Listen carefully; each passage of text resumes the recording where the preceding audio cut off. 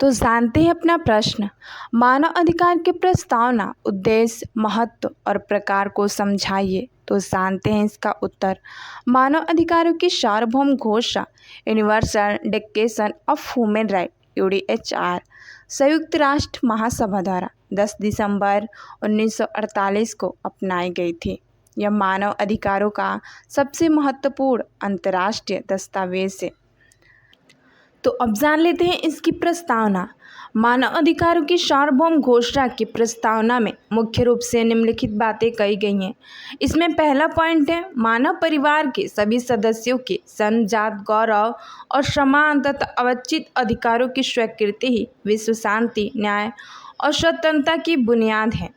दूसरा पॉइंट है, चूँकि मानव अधिकारों के प्रति उपेक्षा और तिरस्कार के परिणाम स्वरूप ऐसे बर्बरकृत हुए हैं जिन्होंने मानवता की अंतर आत्मा को झकझोर दिया है, और ऐसे विश्व व्यवस्था की स्थापना जिसमें सभी मनुष्य भाषण और विश्वास की स्वतंत्रता तथा भय और अभाव से मुक्ति का आनंद उठा सके को सामान्य जन की सर्वोच्च आकांक्षा घोषित किया जा चुका है। इसी में तीसरा पॉइंट है, चूँकि यह आवश्यक है कि यदि मनुष्य को अंतिम उपाय के रूप में अत्याचार और दमन के विरुद्ध विद्रोह करने के लिए विवश न होना पड़े, तो मानव अधिकारों को कानून के शासन द्वारा संरक्षित किया जाए। इसी में अगला पॉइंट है, चूँकि राष्ट्रों के बीच मैत्रीपूर्ण संबंधों के विकास को बढ़ावा देना आवश्यक है। इसी में अगला पॉइंट, चूँकि संयुक्त राष्ट्र के सदस्य राष्ट्रों के लोगों ने अपने मौलिक अधिकारों, मानव व्यक्तित्व के गौरव और मूल्य तथा पुरुषों और महिलाओं के समान अधिकारों में अपनी आस्था की पुनः पुष्टि की है और बड़े स्वतंत्रता वाले वातावरण में सामाजिक प्रगति की और जीवन स्तर में सुधार लाने का संकल्प लिया है। मानव अधिकारों की सार्वभौम घोषणा को सभी लोगों और सभी राष्ट्रों के लिए उपलब्धि का एक सामान्य मानक घोषित करती है, ताकि प्रत्येक व्यक्ति और समाज का प्रत्येक अंग इस घोषणा को निरंतर ध्यान में रखते हुए शिक्षण और शिक्षा द्वारा इन अधिकारों को और स्वतंत्रताओं के प्रति सम्मान को बढ़ावा देने का प्रयास करे और राष्ट्रीय तथा अंतर्राष्ट्रीय प्रगतिशील उपायों द्वारा उनकी सार्वभौमिक और प्रभावी मान्यता का पालन सुनिश्चित करें। अब जान लेते हैं इसका उद्देश्य। मानव अधिकारों की इस घोषणा के मुख्य उद्देश्य निम्नलिखित हैं। इसमें पहला है, सभी मनुष्यों के जन्मजात गौरव और समान अधिकारों को स्थापित करना तथा उन्हें सार्वभौमिक रूप से संरक्षित करना। दूसरा पॉइंट है, स्वतंत्रता, न्याय और शांति की नींव रखना जो मानव अधिकारों की मान्यता पर आधारित हो।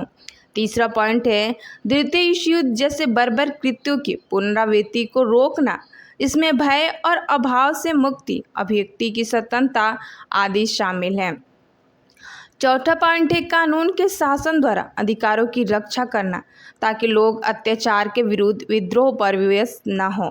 पांचवा पॉइंट है, राष्ट्रों के बीच मैत्रीपूर्ण संबंधों को बढ़ावा देना।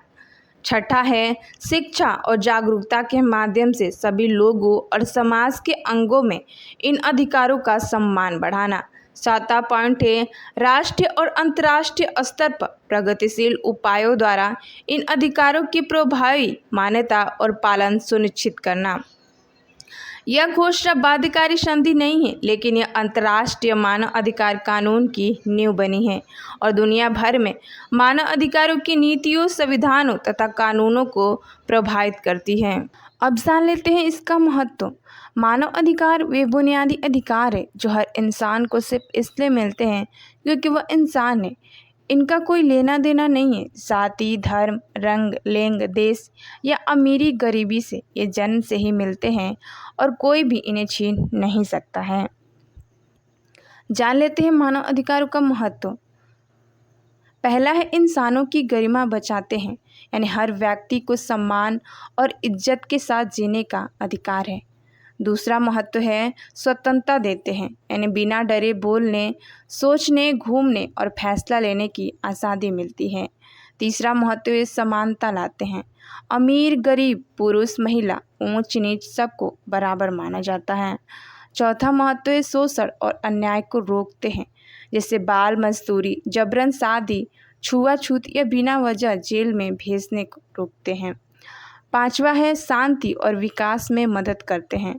जब लोगों के अधिकार सुरक्षित होते हैं तो समाज में झगड़े कम होते हैं और देश आगे बढ़ता है।